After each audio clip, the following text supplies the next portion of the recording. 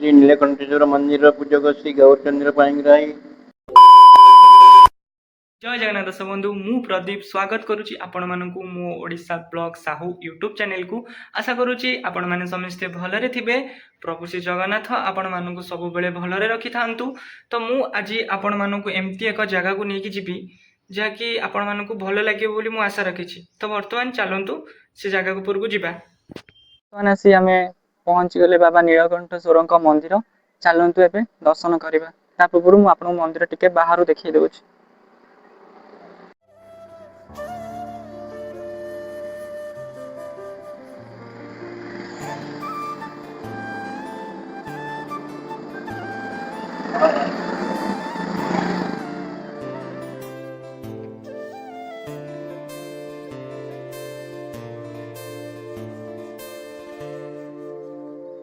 तो ये हूँ बाबा नीलकंठेश्वर मंदिर श्री नीलकंठेश्वर नम।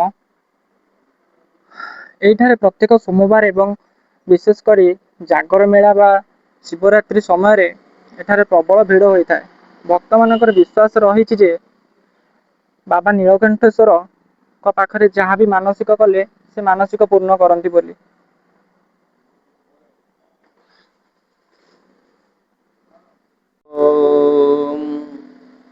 मु श्री नीलकंठेश्वर मंदिर पूजक श्री गौरचंद्र पाणिग्राही सेठी नाना प्रकार महोत्सव है। महोत्सव पर नाना प्रकार बंदापना करी 5-7 हजार टंका बंदापना आसी एमती समाप्त है। आमर नीलकंठेश्वर मंदिर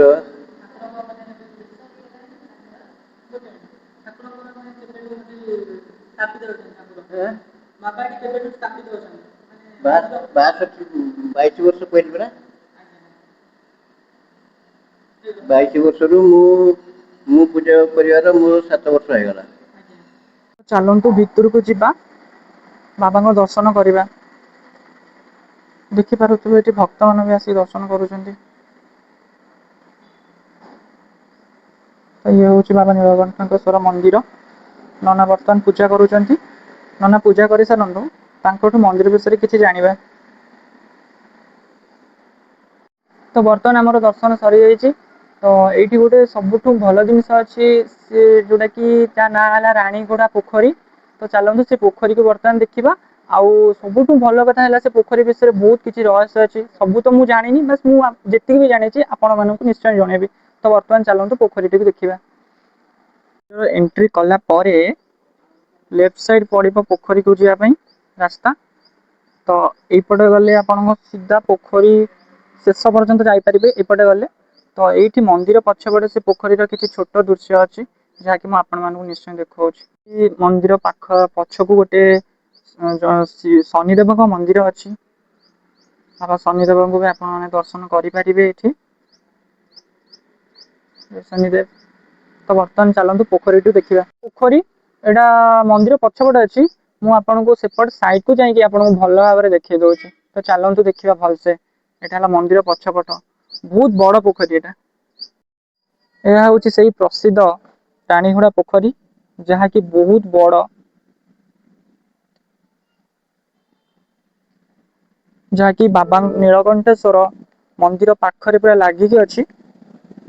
देखि पारुथबे पोखरी बहुत बड़ आ बहुत सुंदर भी ହେଇछि।